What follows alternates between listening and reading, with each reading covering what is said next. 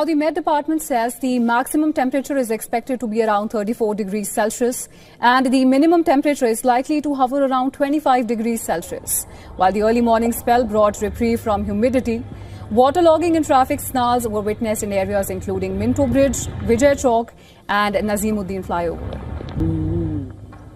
In Uttar Pradesh, heavy rains since last night have disrupted transport and resulted in waterlogging in several areas in Lucknow, including the Ashiana area. The district magistrate has ordered all government and private schools in Lucknow